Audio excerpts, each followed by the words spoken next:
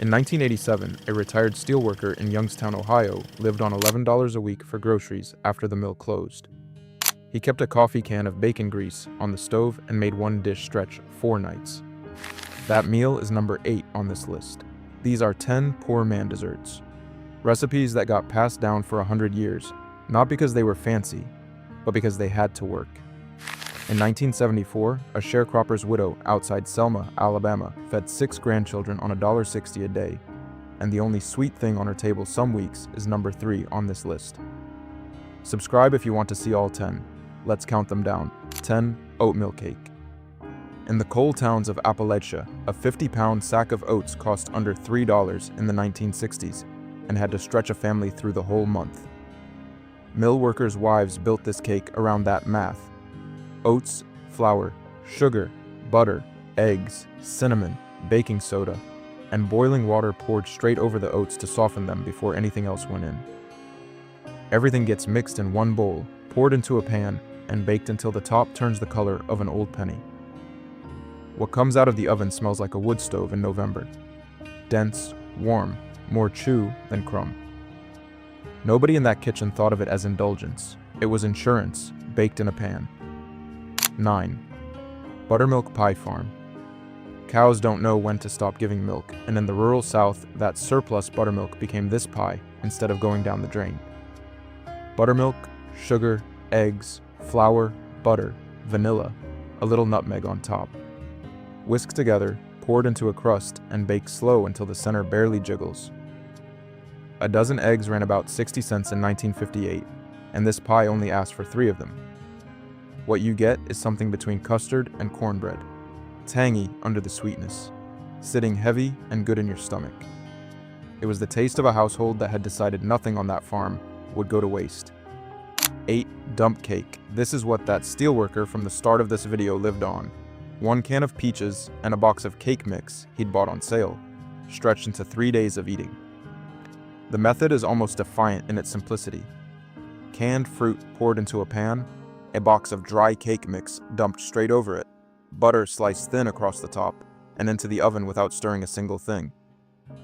It bubbles up around the edges as it bakes, fruit gone soft underneath a crust that turns golden, and a little crunchy where the butter melted through. He never called it dessert. He called it supper that happened to be sweet. That steelworker ate that cake alone for 3 nights running, in a kitchen built for 4 people and holding 1. There's a particular kind of quiet in that. Feeding yourself anyway, when no one's watching and no one would know if you didn't, is its own kind of stubbornness. The next one traded eggs and milk for less because the households that needed it most didn't have those to spare. 7. Wacky cake. When eggs and milk vanished from a poor household's icebox first, as they did throughout the Depression, this cake is what filled the gap. There's no butter in it either, just flour, sugar, cocoa, baking soda, salt, oil, vinegar, vanilla, and water, mixed right in the pan you'll bake it in so there's 1 less bowl to wash. The vinegar hitting the baking soda is what makes it rise, and it comes out dark and moist, tasting far richer than that ingredient list has any right to promise. It cost pennies a slice in a decade when pennies were counted twice. Proof a family could still have something good, even when the cupboard said otherwise. 6. Pineapple upside-down cake. Canned pineapple was a splurge in the 1940s, running about 20 cents a can, so this cake only came out for company, when the preacher visited or a daughter came home. Butter and brown sugar melt right in the skillet. Pineapple rings and maraschino cherries get laid into that syrup. A plain yellow batter goes over the top, and the whole pan gets baked and then flipped onto a plate in one motion. The fruit on top comes out caramelized and glistening, sticky and warm, and the first bite tastes celebratory even on an ordinary Tuesday. For one evening, it let a poor household look like it wasn't poor at all. 5. Watergate salad.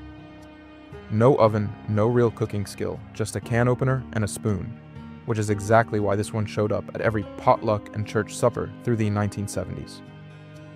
Pistachio pudding mix, canned pineapple, whipped topping, mini marshmallows, and pecans if you had them, all stirred together in one bowl and left in the icebox until it firms up. It's cool and light, a sweet break from everything heavy that came before it on the table. A working mother could put this together in 10 minutes after a double shift and still bring something to the table that looked like she'd tried. Proof that love doesn't require money, only showing up. 4. No-bake cookies. In a hot southern kitchen in July or August, turning on the oven felt like a personal insult to the weather, so these cookies skipped it entirely.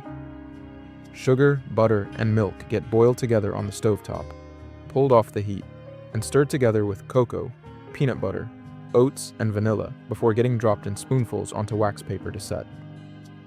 A jar of peanut butter cost about 40 cents in the 1960s and stretched across 3 batches. What sets up is fudgy and dense, chocolate and peanut butter thick on the tongue. A dessert that respected the limits of the house it was made in. 3. Apple Brown Betty. This is the one we opened with. The widow outside Selma, stretching her grandchildren's supper into something sweet on $1.60 a day. In the 1930s, letting food go to waste wasn't careless. It was almost unforgivable. And this dish is built entirely out of what another household would have thrown in the trash. Apples, torn heels of stale bread, butter, sugar, cinnamon.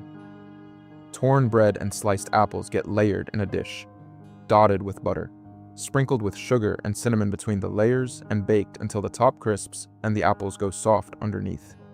The whole house fills with the smell of cinnamon and browned butter working into the walls. It was frugality dressed up as comfort, and nobody at that table ever knew the difference. Grief does something to a kitchen. It doesn't have to be loud to be real.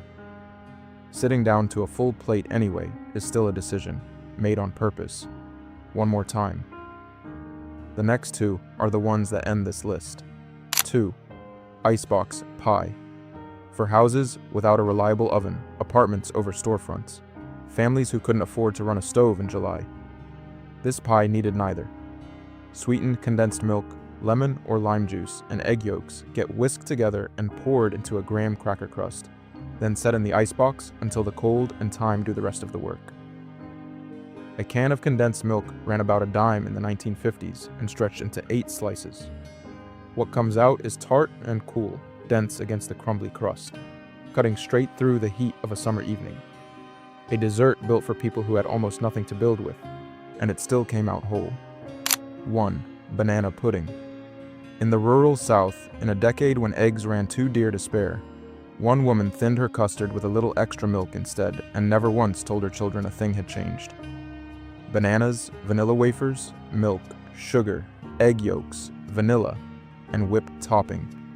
The milk, sugar, and yolks get cooked into a custard on the stove, then layered with sliced bananas and wafers in a dish and chilled until the wafers go soft and almost cake-like. It tastes like a childhood memory and a Sunday afternoon at once. Cool custard against soft banana, a little crunch still left in the wafers on top. Nobody at that table ever knew or cared. They just knew it was hers. That's the whole story of this list, not the ingredients. The hands that made do and made it matter anyway. Pick one of these this week, just one.